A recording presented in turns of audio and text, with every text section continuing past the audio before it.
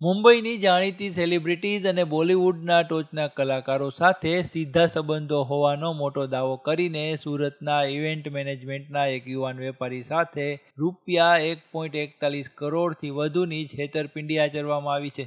સુરતમાં પ્રખ્યાત singer Arijit Singh, comedian Kapil Sharma અને અભિનેત્રી નોરા ફતેહીના મોટા લાઇવ કોન્સર્ટ શો યોજી આપવાના બહાને મુંબઈના 2 કંપની ડિરેક્ટર્સે ટુકડે મોટી રકમ પડાવી લીધી હતી. આ અંગે સુરતના ઉત્તરાણ પોલીસ સ્ટેશનમાં ગુનાહિત વિશ્વાસઘાત અને છેતરપિંડીની ઓફિશિયલ ફરિયાદ નોંધાતા પોલીસે તપાસ તેજ કરી છે. સુરતના 28 વર્ષીય અભિષેક બોરડા અને તેમના ભાગીદાર નંદી ઝડફિયા પાસેથી કલાકારોની ફી અને 5 સ્ટાર હોટેલના બુકિંગના બહાને મુંબઈના આરોપી અનિંદા નેતાઈ અને અનંતકુમાર ગુપ્તાએ કુલ ₹1,43,12,000થી વધુ રૂપિયા પડાવી લીધા. તેમણે બ્લોક થયેલા જીએસટી નંબર પર ખોટા બિલ આપીને આખી છેતરપિંડી આચરી હતી, જે સીએની તપાસમાં ખુલ્લી પડી છે.